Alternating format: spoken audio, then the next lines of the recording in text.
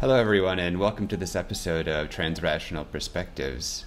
In this episode, I'll be interviewing Dr. Shawn Bryant, the other host of our show, and our departure point today is going to be his doctoral research. And we're going to begin by touching in with the main topic that he focused on and use that as a starting point in order to lead to some more interesting discussions on certain nuances of the field of peace and conflict studies as it pertains to economics.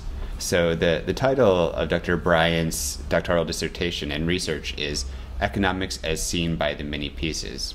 So put very, very briefly, your dissertation begins with this postmodern assumption of a radical plurality and processes to investigate different interpretations of what we could largely understand as economics, with the overall aim to investigate and explore the concept of what a transrational approach to economics could be, how this could be understood. And this follows Wolfgang Dietrich's theory of many pieces in the sense that it looks at economics from these different lenses of the energetic, the moral, the modern, the postmodern, and then the transrational perspective being a way of holding these all together in a sort of balanced embrace. So each of these piece families was taken as a frame from what I can see because they each have their own unique epistemology and ontology, which provides it as a very solid foundation for analysis. And with these foundational pillars, you then explain how economics can be understood within each of these different frames of understanding through each of these piece families. And your dissertation presents an ontological overview of economics in peace and history. And after setting up these different interpretations through the piece families, you then draw these 6 threads through each of them, those being these themes of time, justice, relationship, currency, environment, and of course, peace. And then you conclude by bringing these together to articulate the postulates of what could be understood as a transrational approach to economics. So with that brief summary, I'd like to ask you, how did I hit the nail on the head, or are some other aspects that you'd like to emphasize about your research? Well, I think that's an excellent summary. One of the difficulties I had in answering the question about what is my topic about, like really refining that elevator pitch, or the one time I saw the doctoral thesis in a tweet, a challenge. Yeah. the tweet your dissertation challenge. Tweet your dissertation, is that I always felt that it took a lot of time to explain everything, and every step of explanation would raise more questions. Well, what is that? What is that? Basically, it is trying to answer that question of coming from this sort of school of peace studies, of being introduced to this idea of transrational approaches to peace. I wanted to apply that idea to economics and saying, well, what do we get if I apply this lens to economics?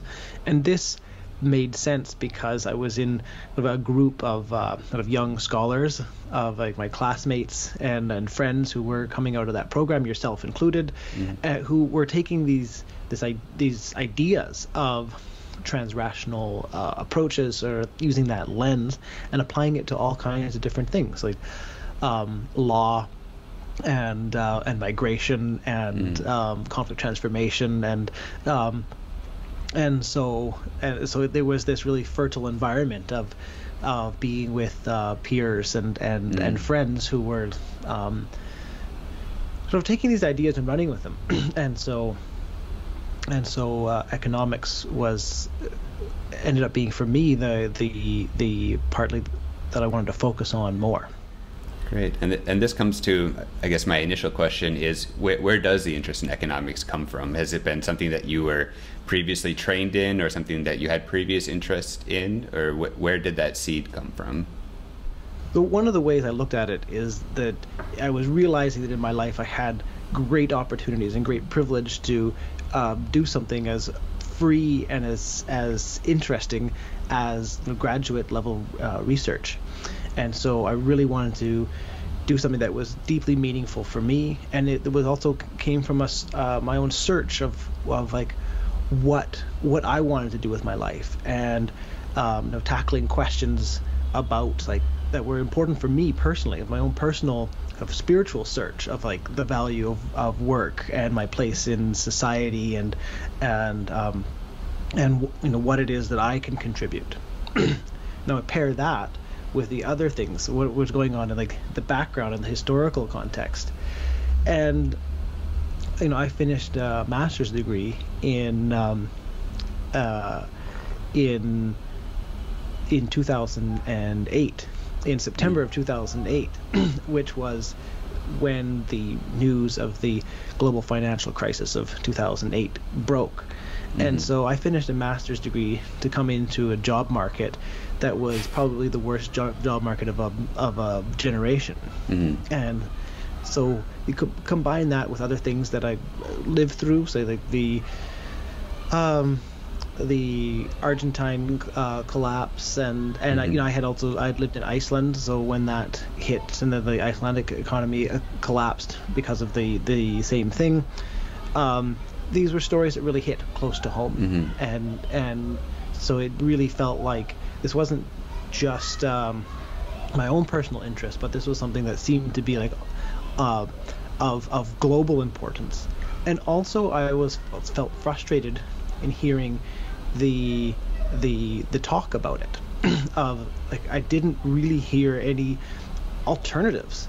Like I felt like the scope of debate was really quite narrow, and the debate would always be kind of framed around this this trope of sort of rhetoric trope of saying, well, that's unthinkable, or like that would saying the alternative would be unthinkable. And like, well, no, we should think about it to know what the alternative is, right?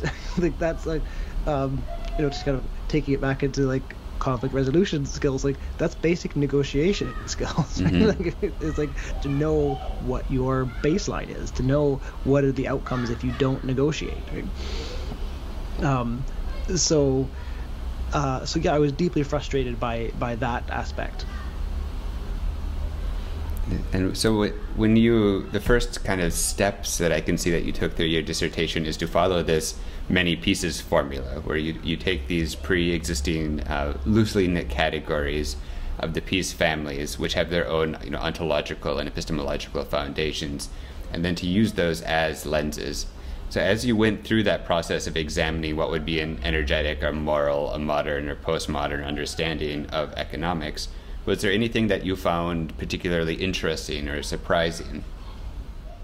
Yes. So this was like the basic method framework that I used is to approach an understanding of what a transrational perspective would be by really understanding these kind of four these four quadrants, and then seeing like where that led to. But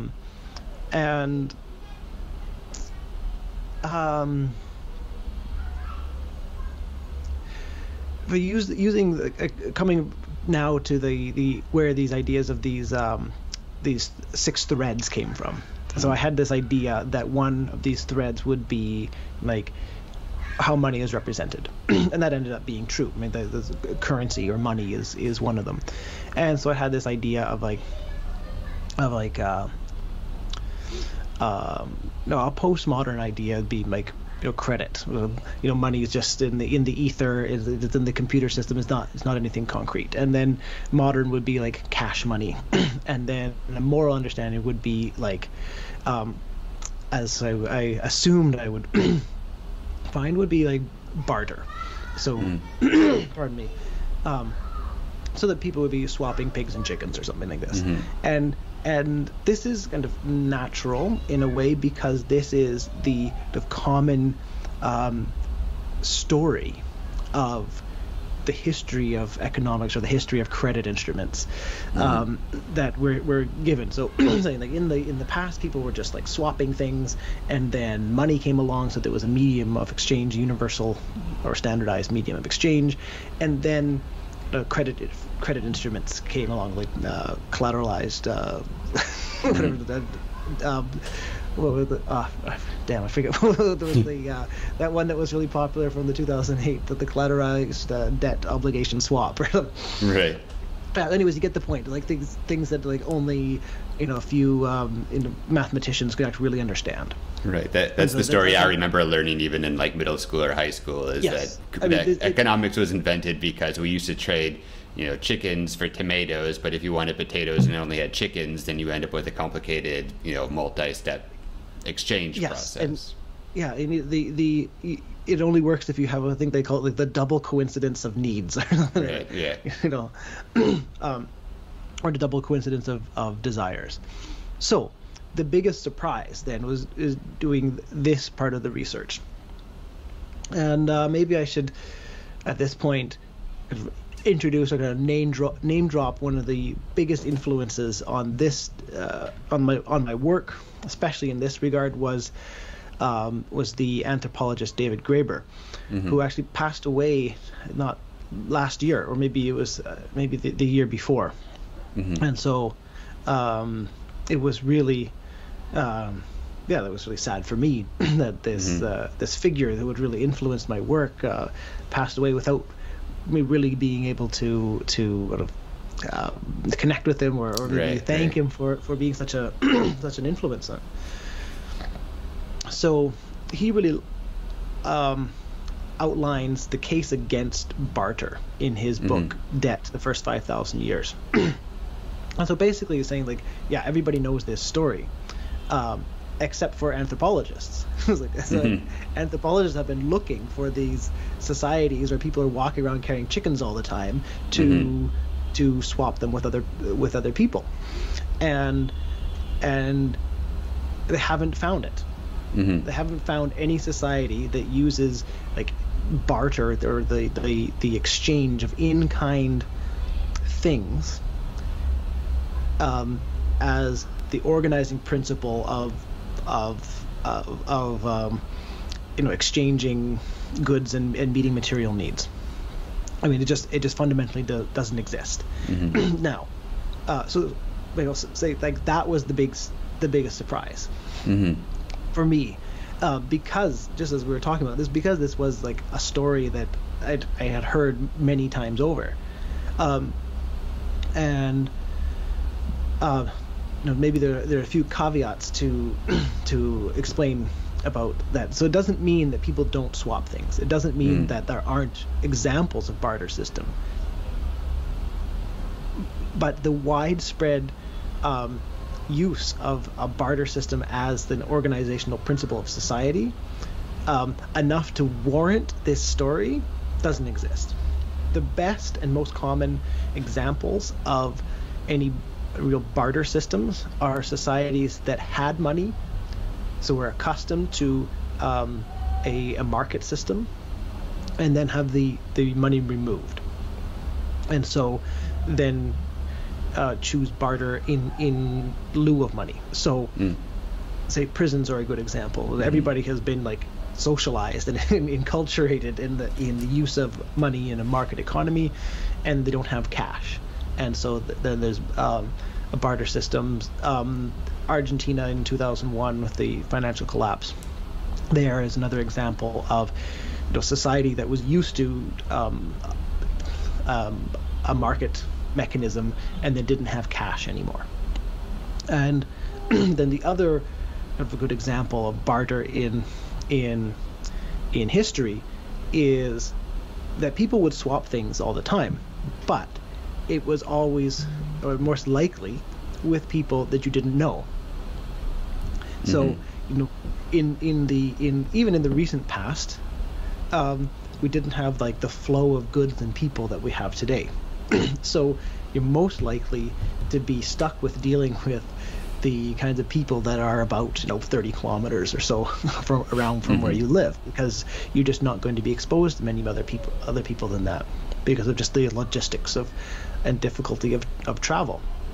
So with those people, you're going to have ongoing relationships for the rest of your life and for multiple generations, and so there's reason to be able to trust those people and to set up relationships of credit.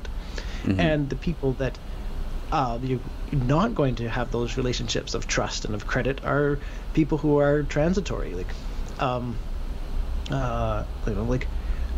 soldiers from armies that are coming through, or travelers, that you're not going to be able to call back a favor from in a year or so, and especially in the cases of like an army coming through your territory, you're going to want to have a spot trade, right? Have something back for what you're giving, because the other guy has weapons and is trained, right? So if you want to get something back right away. So, and on that note too, like some of the so this was also kind of turning this on the head is that the other part of this story is that credit is a new invention, and thanks to like the credit card companies and the financial industry, that we have these great credit instruments. But the historical and archaeological record shows that actually the credit relationships came first, and that some of the oldest surviving bits of writing are like Sumerian tablets that are lists of like who owes what to whom. They're tallies of these of debts and credit, and all throughout history there are examples of coming back to this idea of like market economies that then don't have money. There's all kinds of examples of societies that would not have like the cash or coinage to use for everyday transactions. So that didn't mean that people were like bartering or like moving chickens and tomatoes and pigs back and forth. But they would all be done on the ledgers by accounting, and they would people would keep track of who owed what to whom, and use the unit of account of the time. Even there's I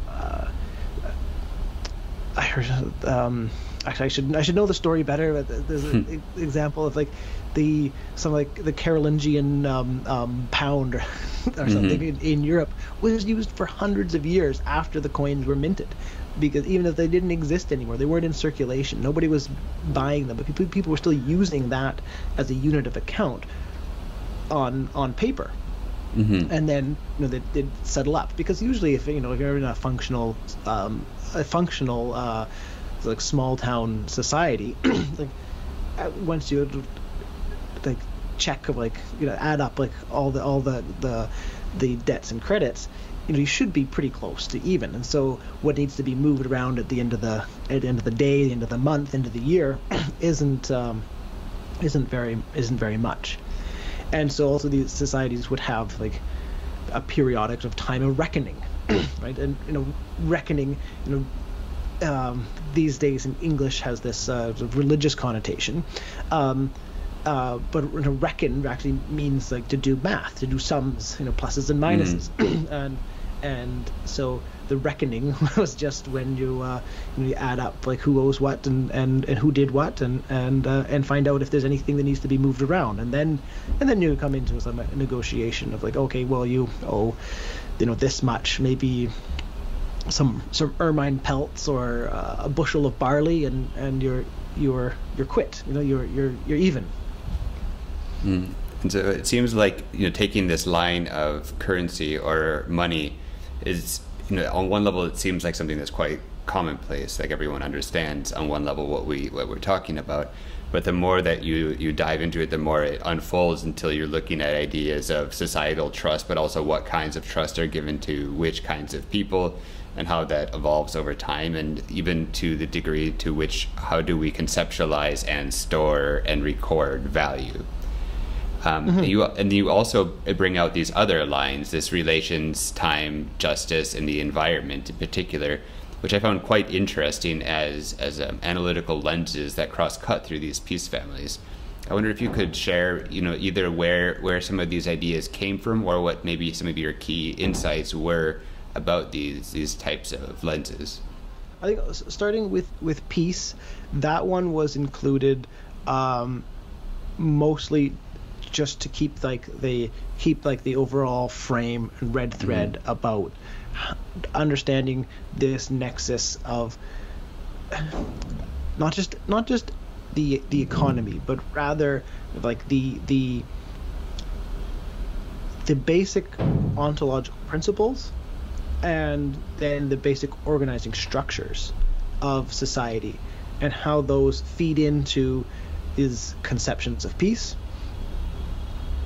and how you can see a kind of parallel or corollary between peace and these sort of basic structures of how people like meet their needs and then go around the business.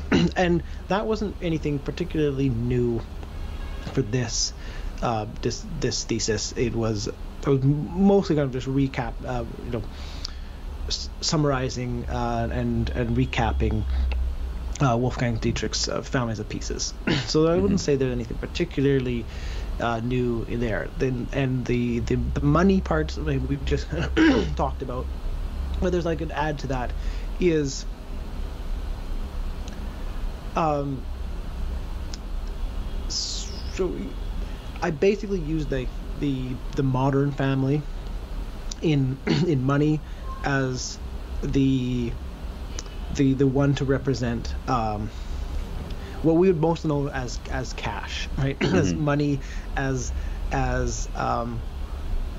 a physical thing of values, of gold, or also then a representative of that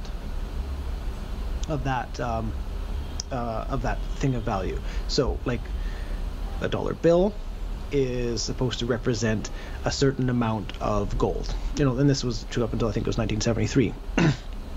So we'll go in both just in two different directions from there. So then a moral understanding is when money is not just bullion but something else of value that is consumable, or as we might say. Mm-hmm. So there, all of the currencies of the ancient world are equivalent to some kind of measure of grain. I think Sumeria, I think it was like a barley, or they had there's an example in Japan. It was a measure of currency that was a measure of rice, and it was the amount of rice for one person for one day.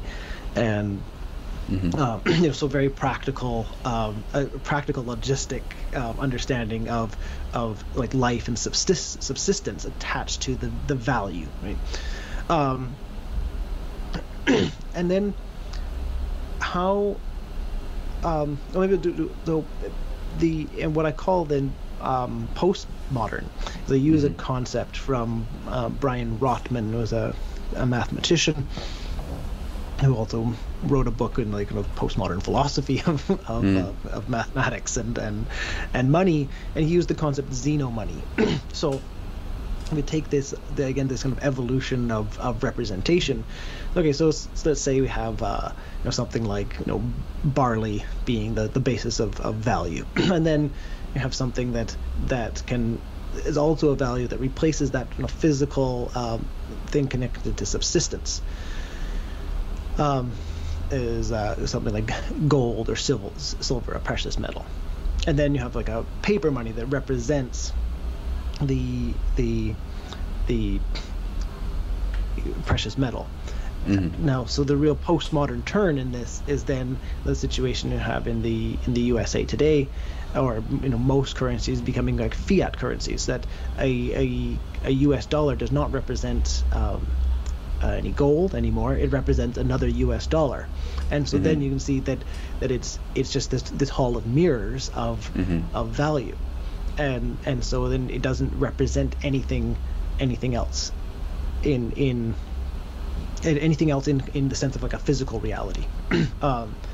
And you can also extend that to the ideas of international finance and things like Bitcoin. That we have this in the national currencies, even if it doesn't represent anything other than itself, it only represents itself. It is still attached to the identity of a nation state. So U.S. dollar is supposedly backed by something in the U.S. Treasury, or so that there's the money always has an identity within the international system of capitalism and nation states, except then something like the cryptocurrencies lose that one last bit of identification. So they're not connected to the idea of a government or of a sovereign or of a nation state. So then back to the energetic understandings of money is that, coming back to your question about what was surprising, like because I'd been inculcated with this story of barter being like the beginning of the story of money, I had thought that might be where this story would start, right? And what I really liked this, I really enjoyed. I got like a sort of personal satisfaction out of the discovery of these, what I would call energetic principles in exchange, because somehow it really resonated with me, and that in this understanding, if you exchange something, what we are exchanging is the act of giving. So we're reciprocating. If we're reciprocating, we're reciprocating the bond of relationship. We're exchanging the act of giving rather than the object. So, and the frame, if they're looking at it from above, and the framework is not on the subject and object of the object being traded, but of the relationship and the network of relationships that this interaction is like either solidifying or dissolving. Right.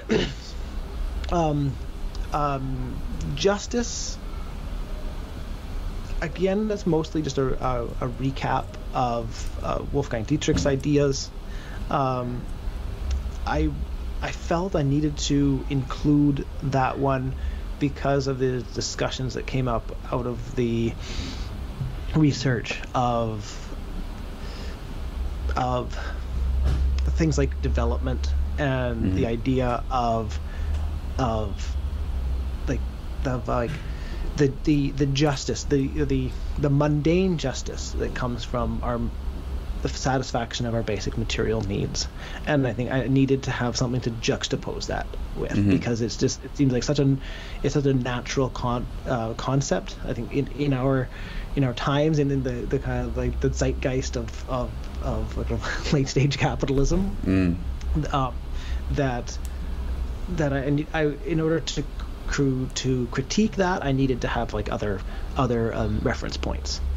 And one could even think of like in a legal ruling, when in the case of someone being sued for damages, then there has to be a judicial ruling for how much money you're entitled to in compensation, which also creates an interesting linkage between justice and economics when you're trying to figure out what is the just amount that you should pay to someone who, I don't know, slipped on the ice on your sidewalk, and you're trying to balance the injustice of that.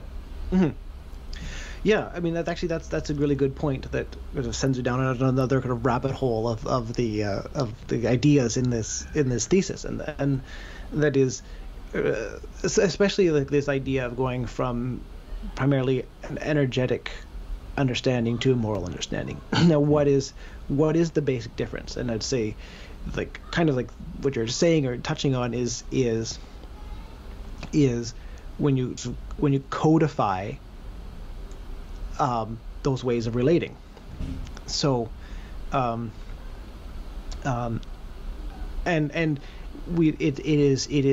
it is functional. It is useful. It is maybe even called for to have some kind of standard to rely on, right? So the codification is not for nothing, because it can be helpful. It can be something to lean on in a time of crisis, right? So if you're talking about a fine, right, or paying money in compensation to somebody for a grievance that has been caused. Those are the times when people are the most hurt, the most petty, because they're in probably in grief. Someone who's died or like lost an eye or something like that. So these are the times when having to be able to lean on an outside authority is the most say useful. So but bring it back a little bit. So in a purely energetic understanding, then you have these two people have a relationship, and you're responding to each other and resonating. So if something goes wrong, if there's some hurt, if there's a grievance, well then you work it out. You find some way of relating with each other and harmonizing. And if there's if there's compensation that needs to happen, if there's some like repair to the relationship that needs to happen, well, we can do that. Especially if this is because like you are connected by blood and marriage and tribe and ethnicity and religion, and so there's a lot of things that bind you together. You can't just disappear. Like you can't just move to another city. Like, and so there's all these reasons that keep you connected to want to relate and to work out whatever the grievance is. Now, just as we said, what happens when there's there is something serious, that if someone has died, you killed my brother, you killed my or these things, or you killed my sheep or whatever. The things that happened, my son lost an eye, and so when those are the times also, because of the deep hurt and the trauma that can come from those things, those are the times when human beings are also the least capable of resonating, of being in that sort of open heart space of being connected. And so also like I said, the times that would be most petty, and then so to want to rely on these codified norms of, okay, if this happens, this is what you have to pay. And there are good examples, things from Ireland, and I think in the Norse law books, long lists of all of the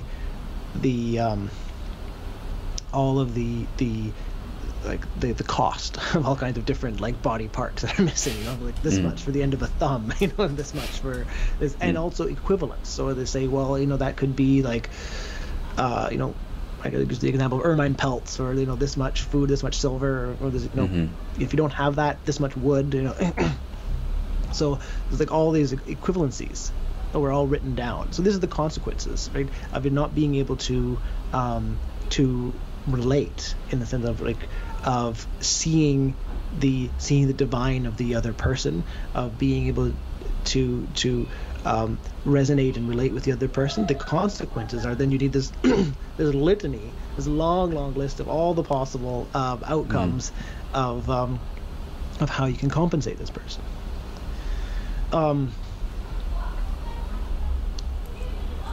The topic of relations, is, what we're just talking about now, that basically is like the it's like the substrate of the entire argument. Yeah.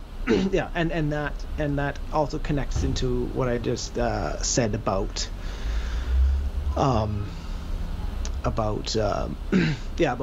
money too. So that's also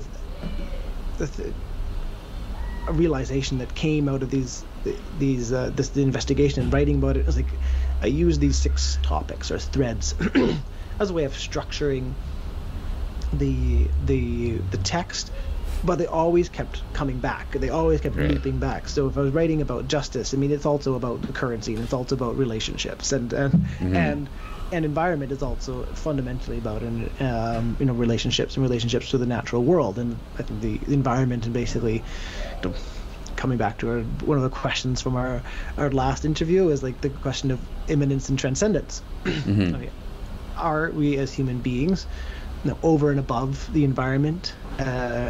Is it all dead things for our enjoyment? Are we as maybe like is in the book of Genesis in the Bible? Are we like the good stewards, or we to responsibly look after this Garden of Eden, or are we an imminent part of the natural world? And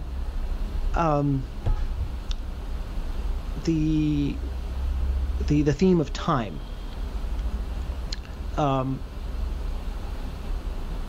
was also one of the biggest, not necessarily revelation, but like it was one of the things that came into my conclusions of like this was the idea that kind of stuck through it, and I say like, okay, this is an important like takeaway from the thesis. I included time because I again as to have counterpoints, argument points, to be able to criticize the discourse of development in the modern concept of progress, and also the vectoral chronosophy, right? the vectoral progression of time, ties into the ideas of evolution, and I also call it like the modern hubris, that like we are in unprecedented times, we're going from a bad future or a bad past to a good future, and we're somewhere in the middle, and we're just so close to being in like utopia. And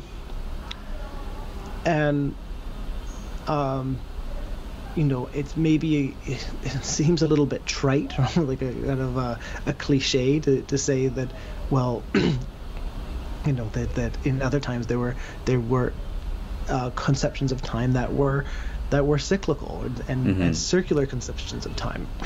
But this is actually quite true. And one example that was in David Graeber's book that really stuck with me as a way of to like conceptualize it, and saying that, give the example of an Iroquois village, and said the village was divided into two halves.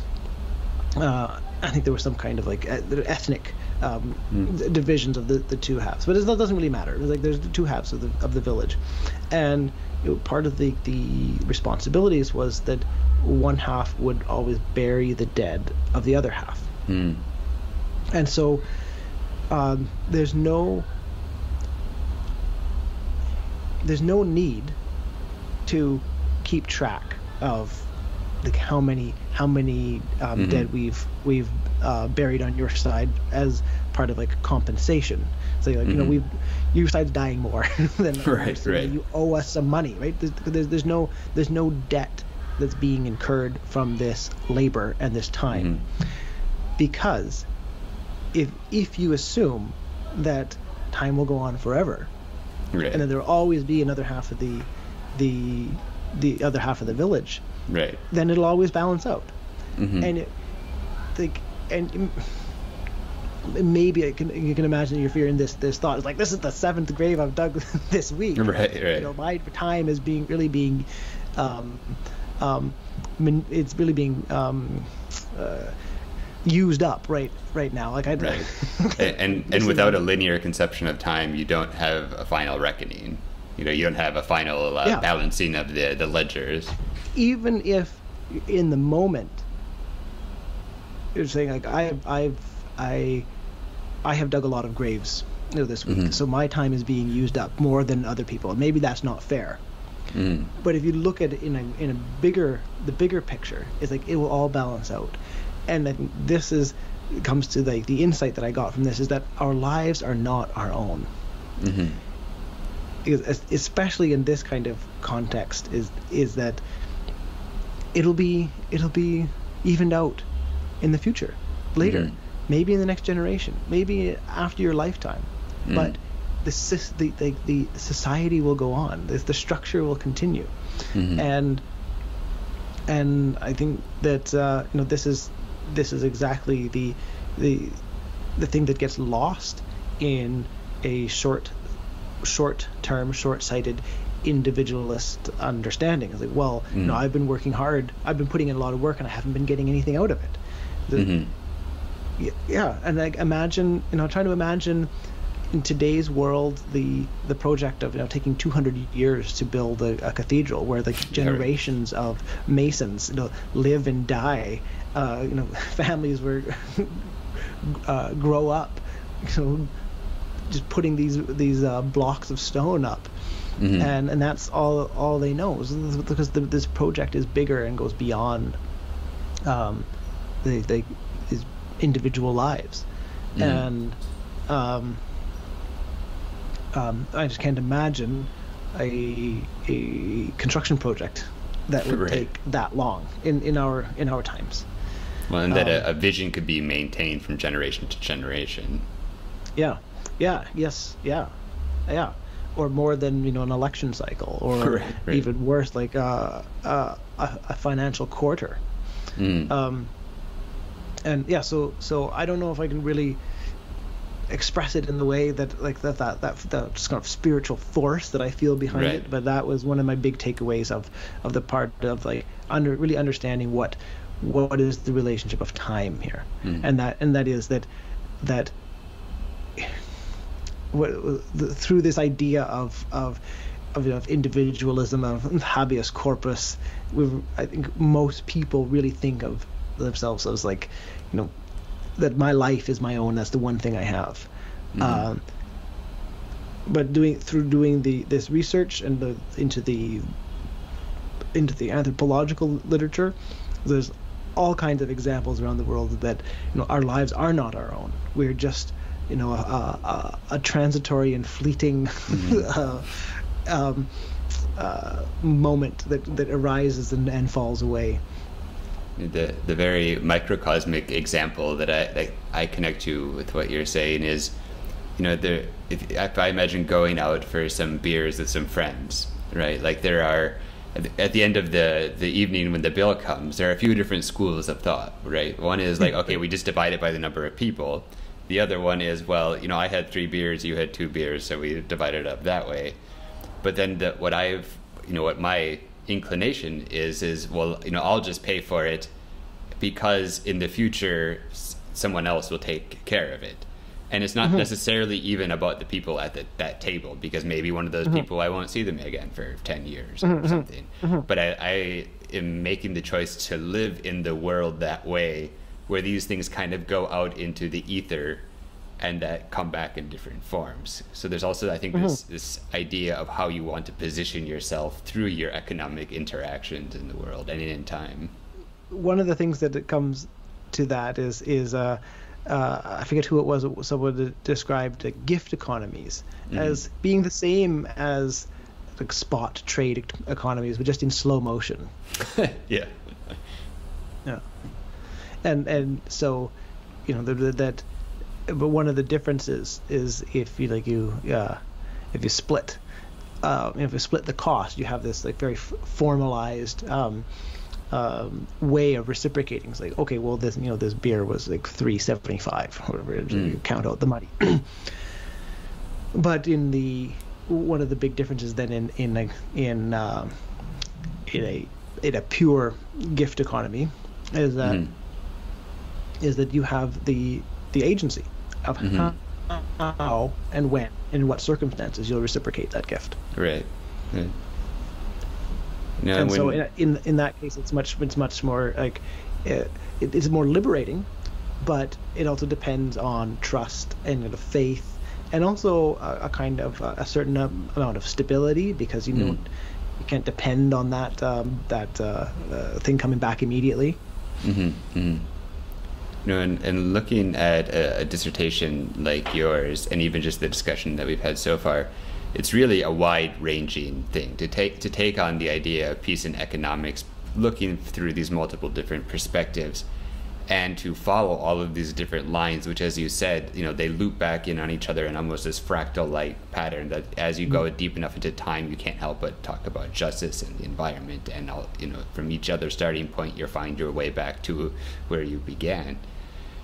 So I guess two interrelated questions would be, how has this whole process of research and what you learned topic-wise, but also what you learned through the process itself, how has it shaped your perspective, or what did you take away from it?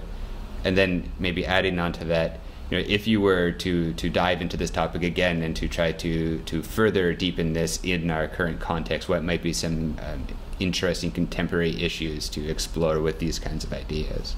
Yeah, well, as the probably the biggest takeaway was what I was just talking about this idea of seeing myself in this kind of larger span of history, and saying, well, I have I have a role to play here, but my life is not my own. Like my role in life is to pass life on. Right. and more and more seeing myself as this kind of transitory vessel of life, right? And in that way, it was come to back to the idea of the gift, right? That how we have so much language of debt in sort of, Judeo-Christian religion, through our market economy, and say, well, I have my debt to society, I owe this to my children, and it's even in the Lord's Prayer. It says, forgive us our debts as we forgive our debtors. I mean, that's a whole, we're talking about like the scope of, like, I mean, that's a whole topic that in the text, in the thesis, about like talking about the Lord's Prayer. And when I was reading this the other day, kind of going through my text again, like, I was quite because it was I finished 5 years ago, and like, I was even shocked. I don't even remember writing about this. And I was like, wow, it is a really broad scope. So this project really took on a lot, and so it really also required this kind of broad synthesis.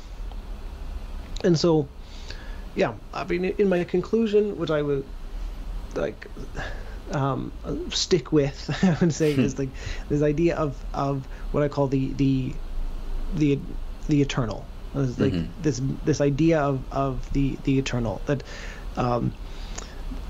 one of the theories that I read about it, I think, when David Graeber put forward, is saying that capitalism needs its own destruction to work. I mean, because if you believe that the end of days are coming, well, then why not party? Right? Make the most of it that you can in the time that you have. But if you believe that time is going to go on forever, and you will always be here, and your descendants will always be here, well, that also changes, like, it changes the calculus, right? Because then, like, would you not want to, like, preserve everything to be as healthy and as nourishing in the future as it is now? I mean, and this is the kind of like the core I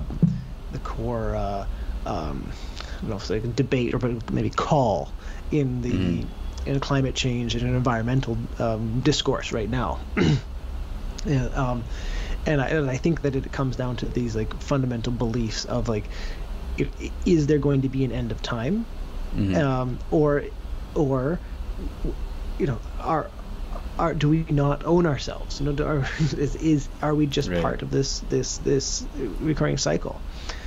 And maybe it's also a corollary of that one is invest in relationships, and maybe frame, like, using those words, invest in it, maybe that gives it too much of this, like, transactional idea. But I think, like, in times of crisis, and people have, this is a well-reported phenomenon that in, like, isolated sort of suburban neighborhoods when people don't know each other, when there's a time of crisis, there's a fire or, like, volcanic ash falling from the sky or something like that, people leave their houses, they get on the street, they know each other, they cooperate, they help each other out. And many people report that, like, say that was like a really great thing. It was a great feeling. And you know, like poor communities around the world know this all the time, right? And that's the thing is, in the times of crisis, who's going to be there for you? Your family, and if your family's not around, it's going to be the people who are physically closest to you, your neighbors. And so the greatest kind of resilience that you can have in any times of crisis is to have those relationships of the people, and to have invested in them. You know, this ties a little bit back to your story about your anecdote about the beer. I always think because of this, my idea is even more stronger. But it's a good policy to have your neighbors indebted to you a little bit. You know, do good favors for your neighbors, because then, you know, you can call on them. That's like, in that sense, especially in time of crisis. I mean, that's like money in the bank. Right. You know, so, you know, anytime my neighbor likes to have firewood, he burns the firewood in his stove, and so anytime I have some, I was like, hey, you want some firewood here? No, it's a gift. Just keep it. But really, like, you know, I'm wanting to keep them under my thumb. You know, they owe me one, right? And keeping them on retainer, so that I know that I can call them on a favor whenever I need them. And then the flip side of that, the one that I heard is it was some kind of like pirate or privateer. He said that he liked being in debt to other people, because then they would wish him long life and prosperity. Right? So, like, you know, we didn't even touch into all of this of like the morality of debt, which was a big topic, and that is, you know, that it's often seen as the pinnacle of immorality is to have debts, or of, you know, imprudence in financial dealings, to have debts.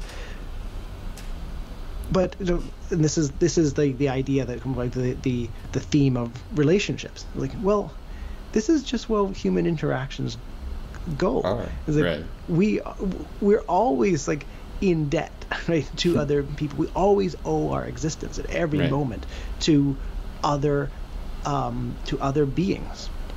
You know, that people at the grocery store, the farmers who grew it, no man is an island.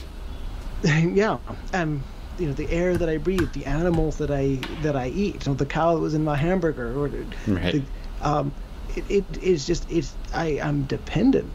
interdependent on the web of life at every single moment, and so you can think of that as being a debt, a constant debt, and that can be a kind of useful kind of metaphoric framework for understanding this interconnectedness.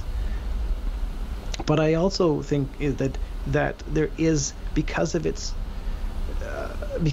moral weight and how it's been used through the monotheistic faiths of religions and through the market economy, it takes on a really kind of loaded and heavy understanding. And so I like to rather think of it as like the gift of life, but it is a subtle shift, and I think it also is like a spiritual shift to be able to see, or I don't really know exactly how to describe it, but as I was touching on something I said earlier, but like to pass it on. Right, is rather than saying as a gift, or I'm sorry, as a debt from the past, and well, how do you say, in the sense, like, pay that debt? Is you pay it by passing it on, right? That is the cycle of life, and that is not, it's never a debt. You get what you get, and then you pass on this gift, the gift of life, to the next generation. And I mean, maybe I'm kind of going off on a tangent here, but I also see like scholarship like this, you know, like it kind of like, you know, the propriety of scholarship bothers me. Like the paywalls behind getting Yeah. to these papers, and the whole point of this is the inheritance of humanity.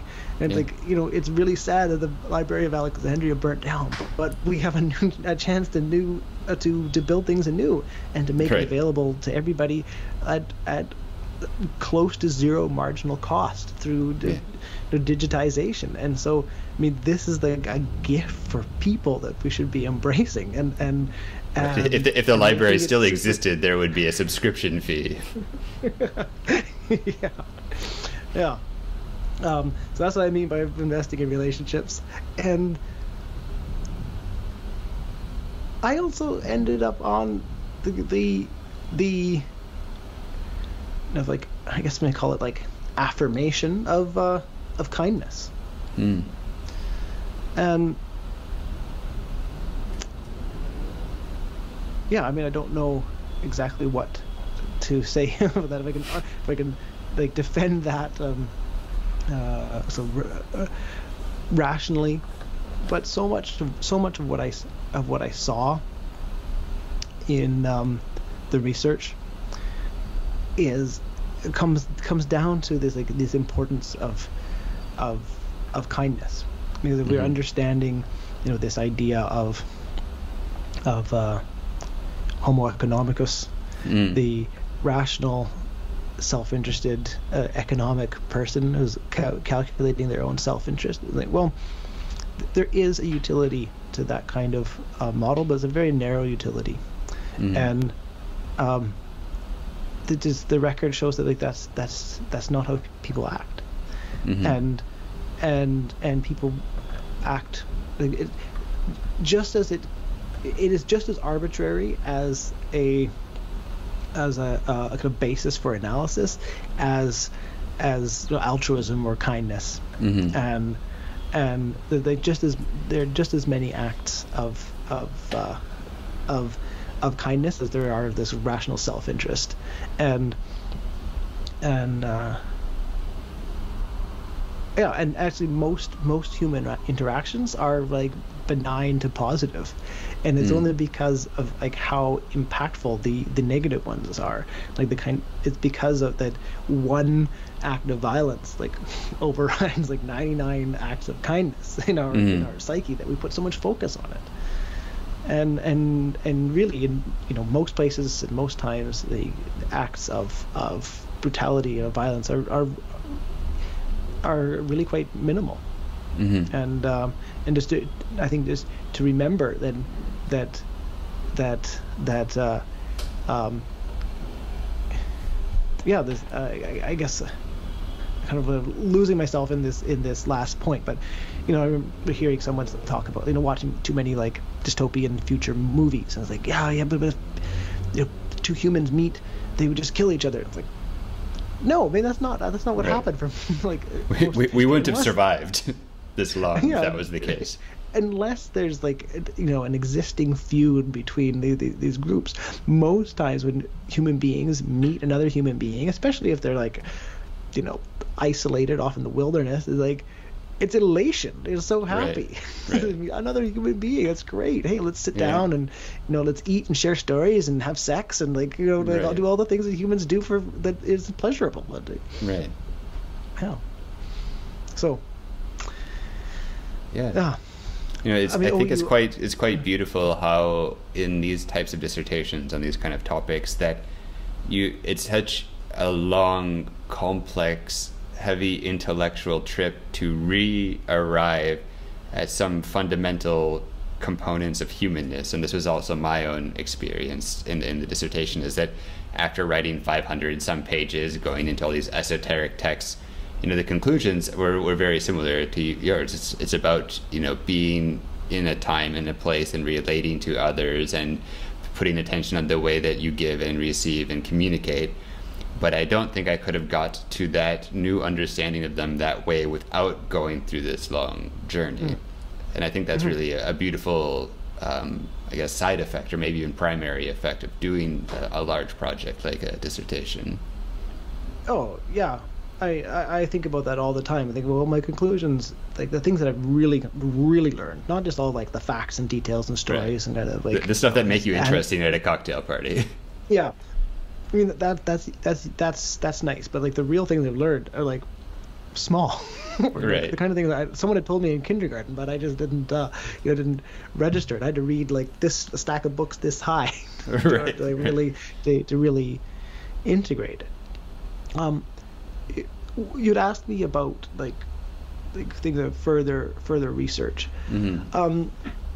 I think one thing that I think could merit further research that I don't think is for me, but as maybe that I could see, is if knowing the things that we talked about here, like knowing the material and the conclusions of the thesis, then like, what are the things that work best to kind of change people's relationships with money?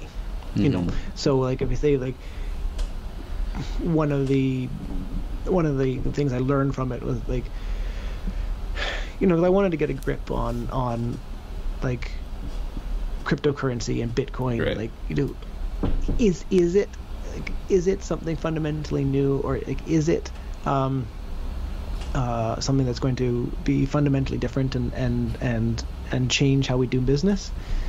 And my answer to that is no. Short answer is no. But like I needed to really understand, like, you know, what is money and what is currency and how things worked in the past over the last millennia, and then come to the conclusion of like, oh well, yeah, it's all completely arbitrary, and like money can be anything, and you know, Bitcoin has a few advantages over something like, you know, tally sticks, or but they're all still following the same principles. Right, and the issues are still the same. It's about how do people relate, how do people trust, how do people think of value, store value, record value, and exchange it. Exactly. And so then the question is like, well, if you want to like really help people kind of renegotiate their relationship with money and really kind of liberate themselves from how they might feel like trapped in these paradigms, you know, what are the things that help people to make that analysis and that basic understanding that, you know, money is just our agreements with other people that have been normalized and codified. Yeah. So that would be one area. I would call that the kind of like maybe like conflict transformation avenue of like what kind of interventions, experiences, maybe kind of like therapeutic practices help people like kind of open their mind from like the stories that we've created about what money, economy, society are, to like being able to break that open and say, well, I know, like it's all just a cultural story that we tell each other. There's nothing, like very little, not to say absolutely nothing, but very little of it is objective reality. You know, there are some like constraints here and there, but like the most part is it's just a cultural story. Like George Mason University has this research project called narrative compression, and it has the idea that what happens in a conflict is that the diversity of narratives collapse into either, you know, two or one, and that's part of the problem. So the work is to unpack that, and you could imagine a similar approach is exactly what you're saying, is that a lot of the kind of psycho-emotional cultural stress is exactly how much we believe a single story about the economy or our relationship to it and our place in it. And what this might also be a call for is expanding that space to allow other narratives to also exist. I think the other thing I wanted to say about the whole project is that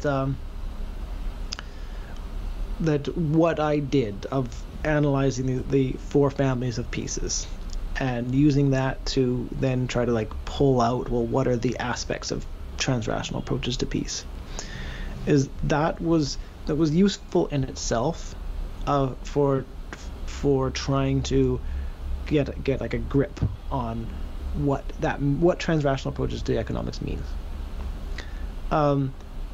However, if I were to talk about it now, or if I were to like rewrite something using a lot of the same material but reframing it, instead of the families of pieces, because I in the end I don't think it's actually that useful of a framework for understanding economics. But what I do think could be useful is like maybe this idea of like competing narratives. Mm-hmm.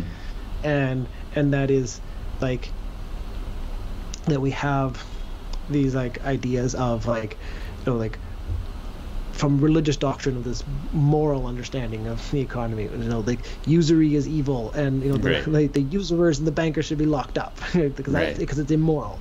And then a modern idea is like, well, it's all just instrumentality. Like you can't have a credit rating if you don't have debt.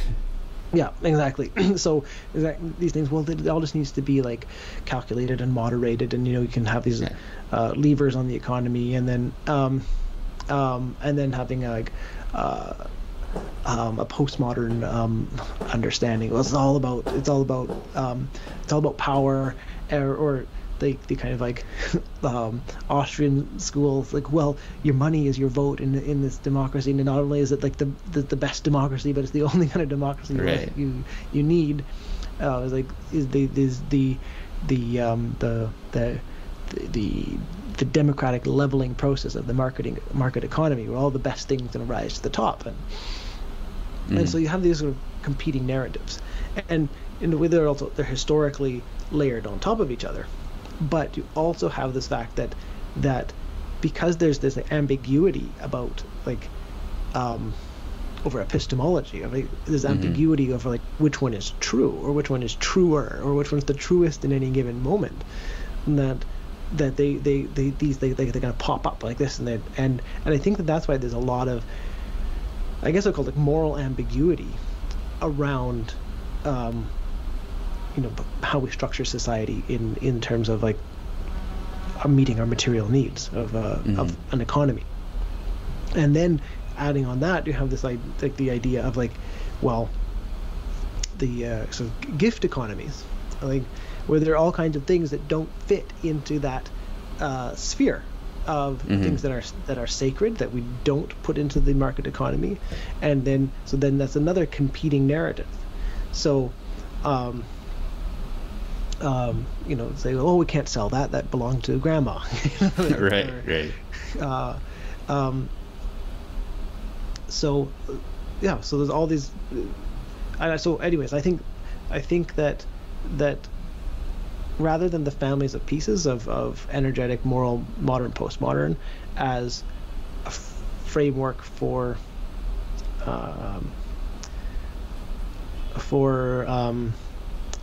approaching it, I think I would encourage more research on the same topic, but rather through an idea of competing narratives.